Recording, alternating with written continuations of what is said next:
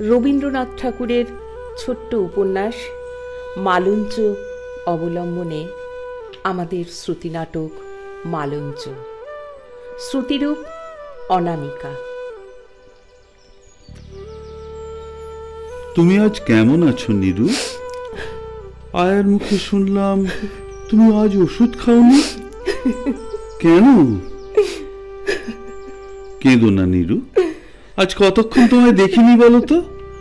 এই দেখো, তোমার জন্যে আমি ল্যাবার্নাম ফুলের গুচ্ছ এনেছি, দেখো। মনে মনে নিশ্চয় জানো সকালবেলা কাজের চাপে তাড়াতাড়ি বেরোতে হয়েছিল। আমার কিন্তু কোনো দোষ ছিল না। অত নিশ্চয় করে কি করে জানবো বলো? আমার কি আর সেদিন আছে? আচ্ছা, দিনের কথা হিসেব করে কি লাভ বলো তো? তুমি তো আমার সেই তুমিই আছো। আজ যে আমার সকলতাতেই ভয় করে, জোর পাইনে মনে। অল্প একটু ভয় করতে ভালো লাগে, নাকি খোঁটা দিয়ে আমাকে উস্কে দিতে চাও? এ চাতুরী তো মেয়েদের স্বভাব সিদ্ধ। আর ভুলে যাওয়া বুঝি পুরুষদের স্বভাব সিদ্ধ নয়? ভুলতে ফুরসত দাও কই? বলো না ওসব কথা।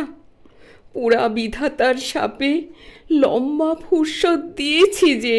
উল্টো বললে সখী, সুখের দিনে ভোলা যায়, কিন্তু ব্যথার দিনে নয়।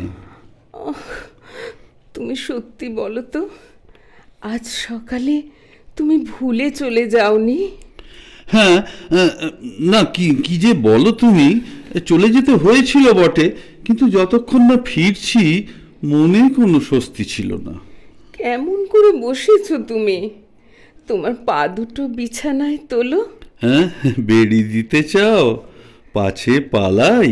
হ্যাঁ, বেড়ি দিতেই চাই।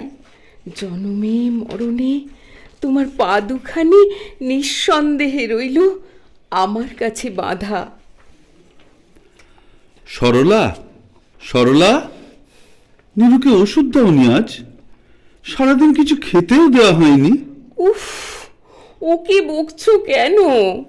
ওর দোষ কি? আমি তো খাইনি, আমাকে তুমি বকো?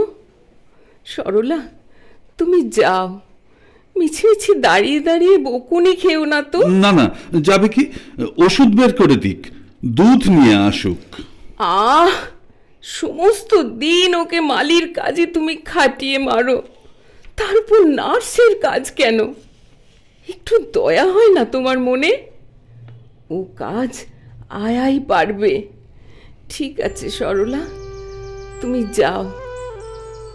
আচ্ছা, আজ তুমি খুব ভোরে উঠেছিলে, যেমন আমরা আগে উঠতুম? হ্যাঁ, উঠেছিলুম। ঘড়িতে তেমনই অ্যালার্ম দেওয়া ছিল। ছিল বই কি। সেই নিম গাছতলায় সেই কাঁটা গাছের গুড়ি, তার উপরে চায়ের সরঞ্জাম, সব ঠিক রেখেছিল বাসু? হ্যাঁ, রেখেছিল তো, নইলে খেসারতের দাবিতে নালিশ রুজু করতুম তোমার আদালতে। দুটো চৌকি পাতা ছিল? হ্যাঁ, পাতা ছিল, সেই আগেকার মতোই। আর ছিল সেই নীল পাড় দেওয়া বাসন্তী রঙের চায়ের সরঞ্জাম, রূপোর দুধের জাগ, ছোট সাদা পাথরের বাটিতে চিনি, আর ড্রাগন আঁকা সেই জাপানি ট্রে। অন্য চৌকিটা খালি রাখলে কেন? ইচ্ছে করে রাখিনি, তবে আকাশে তারাগুলি গোনাগুনতি ঠিকই ছিল। কেবল শুক্ল পঞ্চমীর চাঁদ রইল দিগন্তের বাইরে। সুযোগ থাকলে তাকেও আনতেম ধরে। সরলাকে কেন ডাকো না তোমার চায়ের টেবিলে? এর উত্তরে বললেই হতো, তোমার আসনে আর কাউকে ডাকতে মন চায় না। কিন্তু সত্য কথাটা হচ্ছে, সকালবেলায় বোধহয় সে জপ তপ কিছু করে। আমার মতো ভজন পূজনহীন ম্লেচ্ছ তো আর নয়। চা খাবার পরে আজ বুঝি তাকে অর্কিড হাউসে নিয়ে গিয়েছিলে? হ্যাঁ, কিছু কাজ ছিল, ওকে বুঝিয়ে দিয়েই ছুটতে হলো দোকানে। আচ্ছা, অনেক দিন ধরেই ভাবছি একটা কথা, রমেনের সঙ্গে সরলার বিয়ে দাও না কেন? ঘটকালি কি আমার ব্যবসা? না না, ঠাট্টা নয়, বিয়ে তো করতেই হবে। রমেনের মতো পাত্র পাবে কোথায়? দেখো, পাত্র আছে একদিকে আর পাত্রী আছে আরেক দিকে, কিন্তু মাঝখানে মন আছে কিনা সে খবর কি রাখো? মনে হয় এখানটাতেই খটকা। আসল কথা, তোমার ইচ্ছে নয় বিয়েটা ঘটে। এতক্ষণে ঠিক ধরেছ। সরলা গেলে আমার বাগানের দশা কি হবে বলো? ও কি হঠাৎ তোমার ব্যথাটা বেড়ে উঠলো নাকি? কিচ্ছু হয়নি, আমার জন্য তোমাকে অত ব্যস্ত হতে হবে না। আমাদের বিয়ের পরেই ওই অর্কিড ঘরের প্রথম পত্তন। তারপর তারপর দিনে দিনে আমরা দুজনে ওটাকে সাজিয়ে তুলেছি। ওটাকে নষ্ট করতে তোমার মনে কি একটুও লাগে না? সরলা কি জানে ফুলের বাগানে? বলো কি, সরলা জানে না? যে মেসমশাইয়ের ঘরে আমি মানুষ, তিনি যে সরলার জ্যাঠামশাই। আর তুমি তো জানো, তারই বাগানে আমার হাতে খড়ি। তিনি বলতেন তার সব কাজে সরলা ছিল তার সঙ্গিনী। আর তুমি ছিলে সঙ্গী, আর এমনই ও মেয়ের পয় যে সেই বাগানেই তোমার মেসমশাইয়ের সর্বনাশ হয়ে গেল। আমার তো তাই ভয় করে। অলক্ষণে মেয়ে, মাঠের মতো কপাল, ঘোড়ার মতো লাফিয়ে চলে। মেয়ে মানুষের পুরুষালী বুদ্ধি ভালো নয়, ওতে সংসারের অকল্যাণ হয়। ও কি কথা বলছো নীরু? মেসমশাই শুধু বাগান করতে জানতেন, কিন্তু ব্যবসা বুদ্ধি তার ছিল না। এতে সরলার দোষ কোথায়? তাহলে তুমি সরলাকে বিয়ে করলে না কেন? শোনো কথা, বিয়ের কথা কোনোদিন আমার মনেও আসেনি। মনে আসেনি? এই বুঝি তোমার কবিত্ব? জীবনে কবিত্বের বেলায় প্রথম দেখা দিল যেদিন তোমাকে দেখলুম। তার আগে আমরা দুই বুনোই মিলে দিন কাটিয়েছি বনের ছায়ায় ছায়ায়। আচ্ছা, সত্যি বলো তো, তুমি সরলাকে ভালোবাসতে না? নিশ্চয়ই বাস্তব। আচ্ছা, আমি কি জড় পদার্থ? জানো, একদিন সরলার মুখে ছিল উজ্জ্বল হাসি। মনে হতো যেন পাখির ওড়ার ছন্দ ছিল ওর পায়ের চলার মধ্যে। কিন্তু কিন্তু আজও চলেছে বুক ভরা বোঝা বয়ে বয়ে, তবুও ভেঙে পড়েনি। একদিনের জন্যেও দীর্ঘ নিঃশ্বাস ফেলেনি। থামো গো থামো, অনেক শুনেছি ওর কথা। আমার কাছে আর বলতে হবে না। অসামান্য মেয়ে, তাই তো বলছি ওকে বারাসাতের মেয়ে স্কুলের হেডমিস্ট্রেস করে দাও। তারা তো কতবার বলেছে। বারাসাতের মেয়ে স্কুল কেন? আন্দামানও তো আছে নাকি? না না, ঠাট্টা নয়। সরলাকে তুমি অর্কিড ঘরের কাজ দিতে পারবে না। কেন, কি হয়েছে? আমি তোমাকে বলে দিচ্ছি, সরলা অর্কিড ভালো বোঝে না। আমিও তোমাকে বলে দিচ্ছি, সরলা আমার চেয়ে অর্কিড ভালো বোঝে। আচ্ছা আচ্ছা, বেশ, ও নয় আমার চেয়ে ঢের ভালো বোঝে, এমনকি তোমার চেয়েও। কিন্তু তবু বলছি, ওই অর্কিড ঘর কেবল তোমার আর আমার। ওখানে সরলার কোনো অধিকার নেই।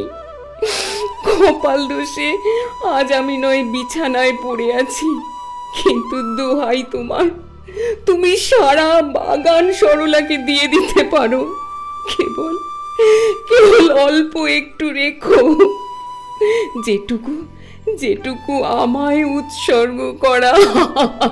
কেঁদো না নীরু, বলো কি করব? আচ্ছা, তুমি কি চাও সরলাকে বাগানের কাজে আমি না রাখি? কিচ্ছু চাইনি, ও তো তোমার বাগান, যাকে খুশি তুমি রাখতে পারো, আমার তাতে কি? নীরু, এ কথা তুমি বলতে পারলে? এ বাগান আমার, তোমার নয়। আমাদের মধ্যে এই ভাগ ভেদ বুদ্ধি এলো কবে থেকে? যবে থেকে তোমার রইল বিশ্বের আর সমস্ত কিছু, আর আমার রইল এই ঘরের কোণ, এই রোগ শয্যা। আমার এই ভাঙা প্রাণ নিয়ে দাঁড়াবো কিসের জোরে তোমার ওই আশ্চর্য সরলার সামনে? আমার সে শক্তি আজ কোথায় যে তোমার সেবা করি, তোমার বাগানের কাজ করি? নীরু, আগে তো তুমি এমন ছিলে না। বাগানের ব্যাপারে কত পরামর্শ নিতে সরলার কাছে। আগে তোর এত গুমর ছিল না। বিধাতা যে আজ আমার দিকেই অন্ধকার করে দিলে, তাই তুমি ভাবছো ও এত জানে তত জানে। অর্কিড চিনতে আমি ওর কাছে লাগিনে। আমি যে নীরুকে চিনি, এ যেন তার কথা নয়, এ যেন আর কেউ। না গো না, সেই নিরুই বটে। তার কথা এত দিনেও তুমি বুঝলে না। বিয়ের পর যেদিন আমি জেনেছিলাম তোমার বাগান তোমার প্রাণের মতো প্রিয়, সেই দিন থেকে ওই বাগান আর আমার মধ্যে ভেদ রাখেনি একটুও। একেবারে এক হয়ে গেছি ওর সঙ্গে। হ্যাঁ, জানি বই কি, আমার সবকিছু নেই তো তুমি। রাখো সব কথা। আজ দেখলুম ওই বাগানের মধ্যে অনায়াসে প্রবেশ করলো আর একজন। আমি হলে কখনো তা করতে দিতুম না। ওর অহংকার দিয়ে তুমি প্রতিনিয়ত অপমান করছো আমাকে। এ কি কথা? যখন আমি মরতে বসেছি, যখন উপায় নেই নিজের শক্তি প্রমাণ করবার, এমনটা কেন হলো বলবো? বলো।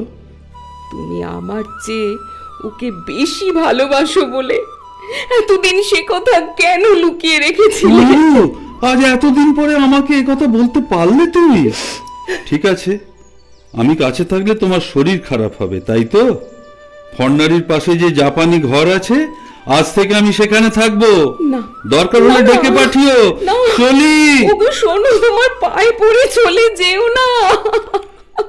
আমার পথ তোমার পথের থেকে অনেক দূরে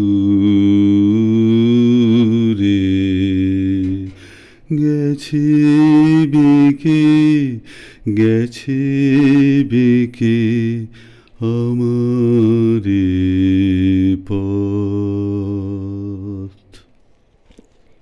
অন্য একদিন। নীরু, নীরু, নীরু, আজ তুমি কেমন আছো? তুমি তুমি এসেছো? আজ কতদিন পরে তুমি আমার ঘরে এলে বলো তো। সত্যি বলো, আমাকে মাপ করেছো তুমি? তুমি আমায় মাপ না করলে আমি যে মরেও শান্তি পাবো না গো। এসব কি কথা বলছো তুমি? এর আগে তো তুমি কখনো বাড়ি ছেড়ে চলে যাওনি, এবার গেলে কেন? এত নিষ্ঠুর তুমি কে করলে? অন্যায় করেছি নীরু, মাপ করতে হবে। তোমার ব্যথা কি আমি বুঝি নে? রমেন ঠাকুরপোকে বলেছিলাম সরলাকে নিয়ে এ ঘরে আসতে। এত দেরি করছে কেন? সরলা? ওই তো সরলা এসে গেছে। সরলা, এসো, ভেতরে এসো। থাক থাক বোন, প্রণাম করতে হবে না।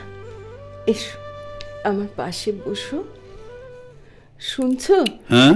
আমার গয়নার বাক্স থেকে মুক্তোর মালাটা আমাকে দেবে? ও, ওটা কি ওই সামনের আলমারিতে আছে? হ্যাঁ। আচ্ছা,